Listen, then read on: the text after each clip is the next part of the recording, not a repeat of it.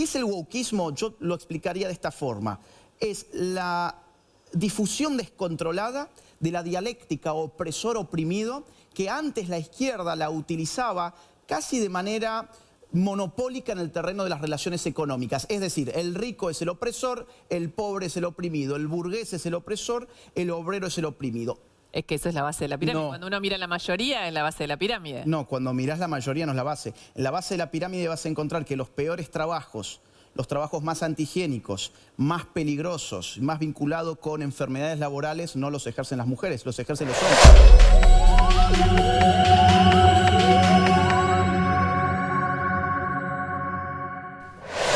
Seguramente vas a escuchar que te dice Agustín Laje, ahora me mira con cara, pero lo piensa como un futuro presidente de la Argentina. Es un intelectual de Córdoba, escribió un montón de libros. Son todos libros que, digamos, se entienden como de derecha, pero una derecha por ahí no tan vista en el mundo en los últimos años y con un montón de controversia alrededor de eso. Vino a la Argentina, él vive en España, pero vino a la Argentina porque se presentó este think tank libertario que es la Fundación Faro. ¿Es el Faro? O Faro, Fundación Faro solamente. Y vamos a conversar un rato con él para, bueno, intercambiar pensamientos, ¿no? sobre lo que cree que tiene que ver con el cambio cultural. Ahora vamos a ir específicamente qué es el cambio cultural, pero recién hace un rato está pasando hoy el tema del día, seguramente lo sabes, es esta decisión del gobierno de quitarle la jubilación de privilegio a Cristina Fernández de Kirchner y a Amado Boudou, que generó mucha discusión por un tema jurídico, pero a mí me interesa desde lo político, porque vos además sos politólogo. ¿Crees que es un enemigo Cristina Fernández de Kirchner? Bueno, sin lugar a dudas, todo lo que se llama casta política, que involucra a muchos actores, no solo del kirchnerismo, sino también de otros espacios, tienen el mismo color frente a las ideas y al proyecto político de Javier Milei.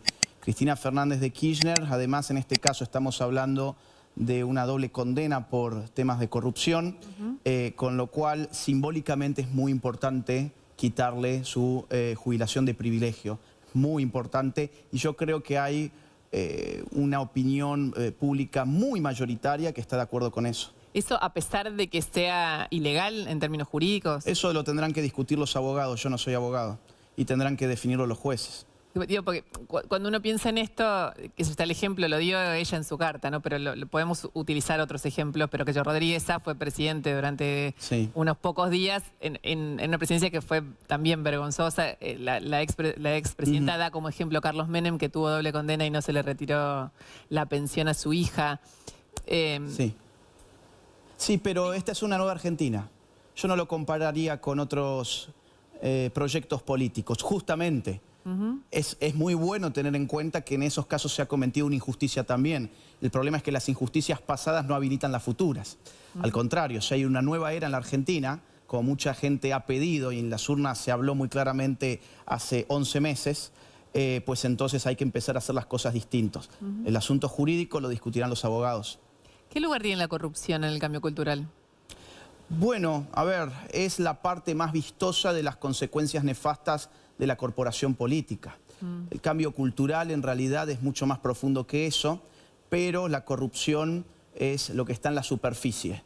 Entonces, combatir la corrupción, en principio para cualquier gobierno tendría que ser algo loable. El problema de la Argentina es que nunca ha visto a los corruptos tras las rejas, o por lo menos los casos son mínimamente contados. No sé, podemos hablar de vudú, y mira, me sobran los dedos de una sola mano para poder ver nombre por nombre.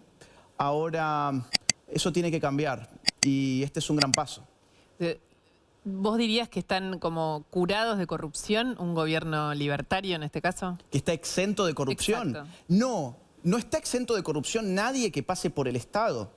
Por eso, al primero que amague incluso hacer algún acto de corrupción, pues hay que cortarles las manos. Sentido figurado, vamos a decir por las dudas, sentido metafórico. Tienen que sacarlo de inmediato del gobierno.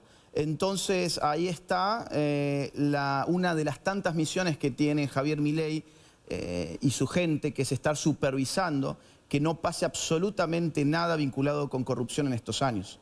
Recién vos nombrás, ahora vamos a sumar a Manu Jove a la conversación, pero recién hablabas del Estado, digamos. Muchas veces si uno habla con algunos de los principales funcionarios del gobierno, dicen que si fuese por ellos no existiría el Estado. Bueno, esa es una línea muy particular que es el anarcocapitalismo. Dentro de La Libertad Avanza hay distintas líneas, hay sectores más anarcocapitalistas, hay sectores liberales clásicos, hay sectores paleolibertarios, hay sectores conservadores, hay sectores soberanistas que conviven en lo que por economía de términos podríamos denominar nueva derecha.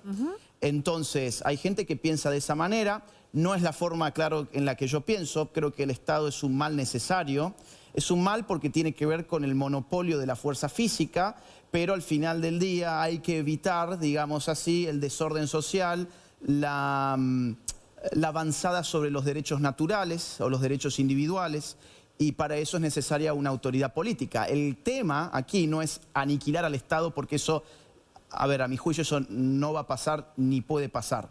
Lo que hay que discutir entonces es el tamaño del Estado y ahí el consenso dentro de La Libertad Avanza es enorme. Queremos un Estado minúsculo. Manu, espérame que no te escucho. A ver. Agustín, ayer vos fuiste un poco más allá de la participación de Milei, por supuesto, uno de los anfitriones, en definitiva, de lo que pasó en la Fundación, con mucha presencia empresarial particularmente, sí. De hecho, muchos que pagaron lo que había que abonar, digamos, para participar de esa cena a modo recaudatorio. Te pregunto, ¿qué percepción tienen los empresarios? Sabemos que muchos de ellos, la mayoría económicamente, digo, había de distintos rubros importantes, salud, medio de comunicación, energía. Muchos de ellos en las medidas económicas acompañan efectivamente al gobierno. Ahora, ¿qué posición tienen respecto a la batalla cultural que vos particularmente, el propio presidente, tanto pregonan? Bueno, ayer tanto en el discurso de Javier Milei como en el mío aclaramos que esta fundación evidentemente está constituida para difundir y para formar en las ideas de la libertad, el gobierno limitado, la economía de libre mercado, pero que además vamos a tener un eje muy fuerte en lo que llamamos batalla cultural, que no necesariamente se reduce a lo económico, sino que somos conscientes de que un gobierno, por más que tenga muy buenos resultados económicos, no necesariamente se sostiene en el tiempo. El ejemplo más claro es Chile. Los empresarios tienen que entender esto. Uno puede generar muy buenos resultados económicos, pero aún así perder en la batalla cultural y generar un cortocircuito entre la sociedad y las autoridades políticas. Esto pasó en Chile año 2019. Por un aumento de alrededor de 2 centavos de dólar del metro, estalló la sociedad chilena y hasta el día de hoy están discutiendo a ver qué nueva constitución van a tener para su nación.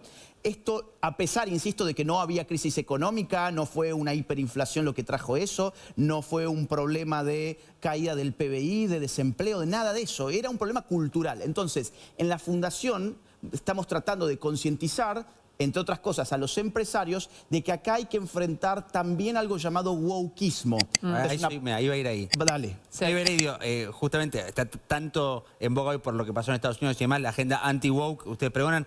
Los empresarios... Expliquémoslo, perdón, porque hay un montón de gente que puede quedar afuera. Sí. Es como el wokeismo, los anti-wokistas le dicen a lo políticamente correcto, que en general tiene que ver con los derechos de las minorías, con los derechos sexuales, con los derechos de los pueblos originarios, de los derechos de las mujeres a tener un aborto legal, seguro y gratuito. Hay un paquete mucho más amplio que este reduccionismo que estoy haciendo, pero que el anti-wokismo, que es un poco Trump ahora y Elon Musk son los... principales líderes, junto con Javier Milei y otros líderes del mundo, que combaten esa manera de ver el mundo. Curiosamente, la palabra woke no está establecida por los anti-woke. No es que los anti-woke dicen ustedes son woke, sino que lo woke refiere al despertar, a wake up. Claro. Sí, exacto. Al despertar. Entonces, ¿qué es el wokeismo? Yo lo explicaría de esta forma. Es la difusión descontrolada de la dialéctica opresor-oprimido que antes la izquierda la utilizaba casi de manera monopólica en el terreno de las relaciones económicas. Es decir, el rico es el opresor, el pobre es el oprimido, el burgués es el opresor, el obrero es el oprimido. Eso, después de la Guerra Fría, pierde mucho valor político y lo llevan a otro tipo de relaciones sociales y condiciones propias de la existencia humana. Ejemplos. En términos de sexo, la mujer es la oprimida, el hombre es el opresor y el sistema de opresión se llama patriarcado. Perdón, ahí tengo que poner un punto, porque es evidente. ¿En qué se refiere a eso? Eso no es solo una mirada cultural. Si uno mira estadísticamente los salarios de las mujeres en relación a la misma prestación o el ingreso de las mujeres a puestos más altos de liderazgo en cualquier empresa privada, en un organismo público, en cualquier lado, en un club, digamos, podemos dar 1.000.000 de ejemplos, incluidos, por supuesto, lo que tiene que ver con la violencia de género. Si uno pone la estadística de violencia de género, la desigualdad es muy evidente. Digamos, también es producto de una realidad, no solo de, digamos, de un discurso, me parece. ¿Y qué pasa si mirás en la base de la pirámide y no en la cúspide? Es que eso es la base de la pirámide. No. Cuando uno mira la mayoría, es la base de la pirámide. No, cuando mirás la mayoría no es la base. En la base de la pirámide vas a encontrar que los peores trabajos, los trabajos más antihigiénicos, más peligrosos, más vinculados con enfermedades laborales, no los ejercen las mujeres, los ejercen los hombres. Si vos mirás Incluso cuántas vas a mujeres encontrar... son enfermeras, digamos, cuántos hombres son enfermeros en el sistema público de salud, por ejemplo, y cuántas personas son docentes en el sistema público argentino. ¿Y Que para mí no son trabajos muy dignos, lo que digo es... Sí. ¿Y cuántas mujeres están subidas en un carro de la basura a la madrugada por las calles de la ciudad de Buenos Aires? Que cada trabajo tiene también, si vos mirás... No, es que si vos cada comparás trabajo- ese trabajo con la de enfermera o la de docente, créeme que es mucho peor estar recorriendo las calles. O sea, no podemos ver la realidad así. Vos has dicho cosas muy interesantes. Por ejemplo, es evidente que en la cúspide de una empresa, los datos son clarísimos, hay predominancia masculina. Ahora, también es evidente que los peores trabajos en nuestra sociedad siempre los han tomado los hombres. Más aún el trabajo de ir a una guerra. Es decir, veamos el asunto de una manera completa. Más aún, vamos a otras estadísticas, porque vos has dicho hay millones de estadísticas, yo te puedo dar otro millón de estadísticas. Por ejemplo, los suicidios. ¿Quién se suicida más? El hombre, por mucho más. El 80% de los suicidios aproximadamente son de hombres y no de mujeres. Los homicidios, tenés un punto muy válido con la violencia de género. Aún así, la violencia de la mujer contra el hombre se da en un 33% a nivel mundial. No es algo despreciable. Ahora, cuando ves homicidios sin mirar los genitales de las personas, yo tengo muchas más probabilidades de ser asesinado hoy cuando salga a la calle que vos, por ejemplo. Por un hombre o por una mujer. ¿Y cuál es? A ver. No, bueno, porque... Es que me da lo mismo, soy pero asesinado. no es lo mismo. No, es que no cambia nada. El punto es que he es sido una pelea asesinado. de géneros, es una búsqueda de equilibrio en lo que está desequilibrado. Exacto. Porque Mirá, esa agenda es... Vos tenés mucha más probabilidad de ser violentada por tu pareja, físicamente, no y psicológicamente. ser violada en la calle que vos. Exactamente, y yo tengo mucho más probabilidad de que cuando salga acá me peguen un tiro, por ejemplo, que vos. Entonces, como no es una competencia, no podemos mirar la realidad tapándonos un ojo. Ese es el punto. El wokismo, ¿qué hace? El wokismo dice, no, este es un mundo dividido en blanco y negro. Vos sos la oprimida, vos sos el opresor por tu sexo, pero incluso podría ser también, por ejemplo, por tu orientación sexual, o podría ser por tu identidad de género, o podría ser por tu raza, por tu etnia, podría ser incluso por tu especie. Es decir, según el wokismo, por ejemplo, una de sus corrientes es el antiespecismo. Según esa corriente, nosotros como seres humanos oprimimos a la madre tierra. Entonces, ¿qué es esto de wokismo? Es la dispersión descontrolada de esa dialéctica opresor-oprimido que al final del día hace un daño tremendo porque conflictúa todas las relaciones sexuales, las relaciones de familia, las relaciones de amistad, las relaciones dentro de una empresa, de un club, de una iglesia. ¿No se conflictúan solas por el secreto, por ejemplo? ¿Perdón? ¿No se conflictúan solas por el secreto? Durante muchísimos años la violencia de género intrafamiliar se fue acumulando por secreto. Lo que fue pasando en esta última época, que se le dio en llamar wokismo por esto del despertar, es que muchas cosas de las que no se hablaba se empezaron a hablar. Entonces, ¿por qué pensar que la humanidad contenga lo desigual implica que haya esta antinomia? No es una cuestión de antinomia, sino de equilibrio. ¿Por qué tiene que venir una contracorriente? Porque no ha resuelto nada. No ha resuelto nada. A ver, te tomo el punto. Es decir, no podemos quedarnos callados frente a esto, pero ahora la idea de decir que por ser mujer sos una oprimida y por ser hombre sos opresor, esa es otra ha generado un paradigma. No, es que ha generado un paradigma que se ha convertido en poder político. Tuvimos 4 años, Ministerio de la Mujer, los Géneros, las Diversidades, y contame, ¿cuáles han sido los resultados para la mujer en Argentina? Pero si no hay resultados, entonces no hago nada. Voy a dar algunos ejemplos de la política pública de Argentina ahora, que estamos tomando cambios desde el Estado en muchas decisiones que nos ponen en un lugar único en el mundo. ¿Qué sé yo? Hoy, por ejemplo, en la ONU hubo una votación, digamos, es la segunda en lo que va de esta semana, una votación de Argentina, donde somos el único país del mundo, por encima de Irán, donde no votamos a favor, es una resolución, si querés, general sobre la protección de mujeres y niños en lo que tiene que ver con la violencia. No, porque lo que pasa es que eso es una mascarada. Si querés, pongámoslo para que la gente lo vea. Y esta misma semana hubo algo muy similar con respecto a los derechos de los pueblos originarios y a su protección, a conservar sus derechos. digamos, yo quiero que vean, ni Irán votó por esto de las mujeres. Que, digamos, Irán es un emblema en el mundo en relación a esto. Una abstención. Está bien, pero no votó en contra. El único rojo es Argentina. Ahora, El único rojo es Argentina. Entonces, a esta conversación que estamos teniendo, que a mí me parece muy interesante lo que vos decís, es, ok, pero si no me solucionan el problema, ok, yo quiero que me lo solucionen, no quiero que nos retiremos y nos vayamos para el otro lado es en que, una... a ver, estas declaraciones no sirven de nada, primer punto. Porque vos crees que no existe la ONU, que no sirve la ONU. No, no sirve la ONU. Es más, el paradigma de género que fue impulsado por la ONU en 1995 en la Cuarta Conferencia Internacional de la Mujer y que ni siquiera pudieron explicar qué era género, ni siquiera pudieron hacerlo, no ha traído bienestar para la mujer, sino todo lo contrario. Mira, por ejemplo... ¿Dicho por quién eso? A ver, por ejemplo, por los números de la Corte Suprema de Justicia Argentina, cuando vos comparás los femicidios del año 2014 al año 2023, vas a ver que se te duplicaron. Y tuviste cuando nunca... No existía, no me acuerdo, ahora estoy diciendo de memoria, pero no existía la calificación de femicidio. Ya Entonces, estaban los era números y distinta. estaban como... Sí, ya existía.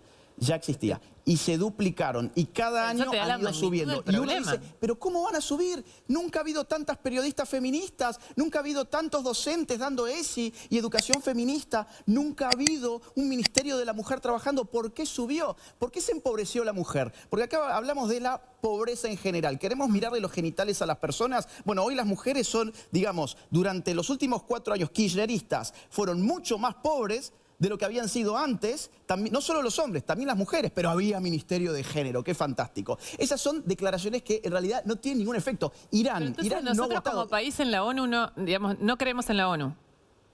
Creemos que lo que que no le ¿Qué hace sirvió la para ONU? nada en el ¿Qué mundo hace en la los ONU? últimos A ver, 50 años. ¿Qué hace la ONU?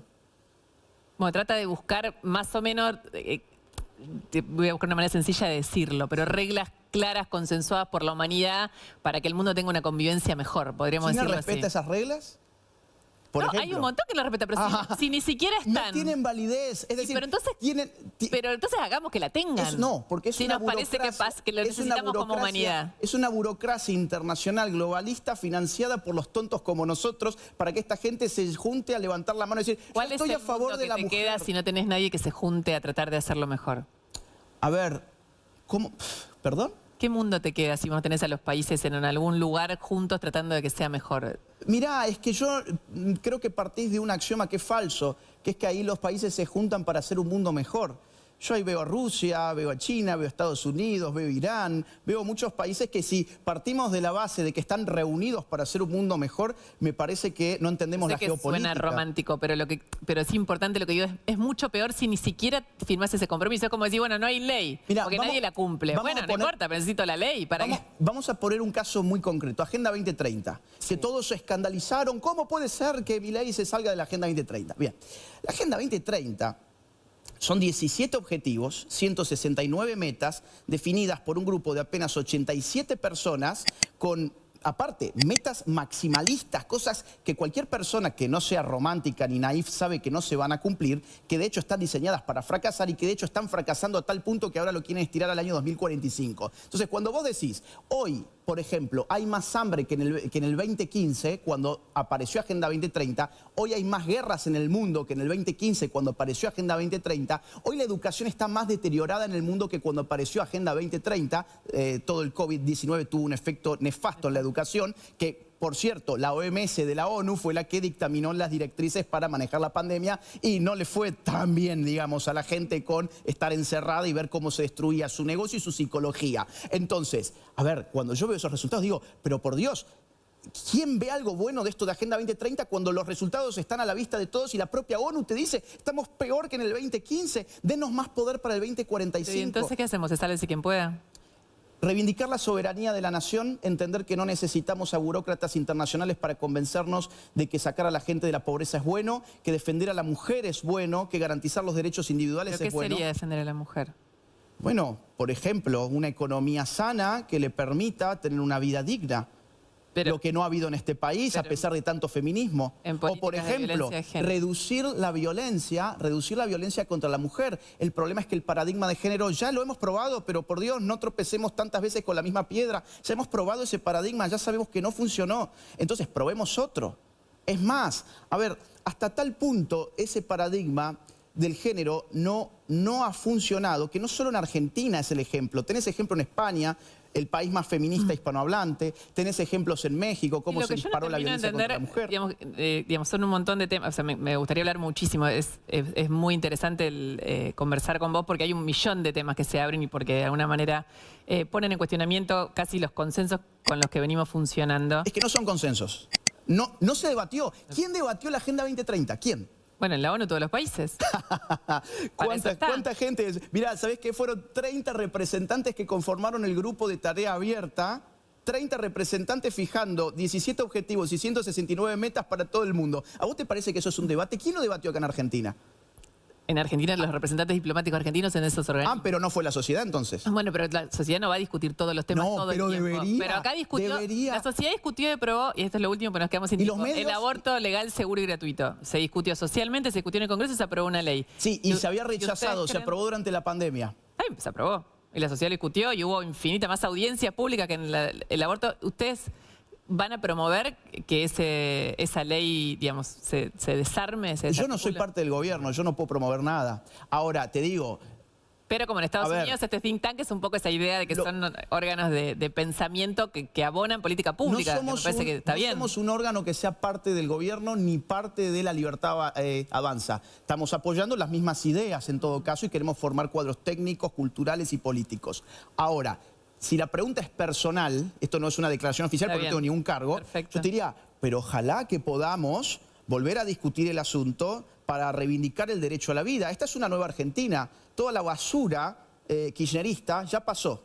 Ahora tenemos que construir una nueva Argentina. Y no nos olvidemos, en el 2018 el aborto había sido no. Esperaron a un momento muy complicado como la pandemia para decir tenemos que reabrir el debate. Y vos, Luciana, la última vez que hablamos a distancia, yo estaba en Córdoba. Discutimos por esto también, no me acuerdo. Sí, y vos me dijiste algo muy interesante que me quedó dando vueltas, por eso te lo me lo acuerdo. Me habías dicho, pero si eso ya fue debatido, ¿por qué hay que volver a debatirlo? Lo mismo podría preguntar yo, ¿por qué hubo que debatirlo en una pandemia para pasar esa ley y porque en todo caso no podemos debatirlo ahora nuevamente? En relación a eso, yo lo que decía es si todas las leyes que existen las vamos a debatir de nuevo según cuando cambie un gobierno y el pensamiento ideológico, digamos, finalmente no tenés reglas con las que funcionar. Sobre todo en esto que ha sido una... Digamos, porque el derecho a la vida está cuidado. La mujer que quiere tener un hijo lo puede tener. Sí, pero el derecho a la vida del hijo no está cuidado. Ese es el problema. Abrimos otra, vamos a terminar como en Córdoba, se nos termina el tiempo. Nada, te agradezco mucho haber venido. Sabemos la otra vez te habíamos invitado y al final, a último momento, no se pudo dar. Y siempre bienvenido para te agradezco conversar muchísimo, sobre esto. y Manu.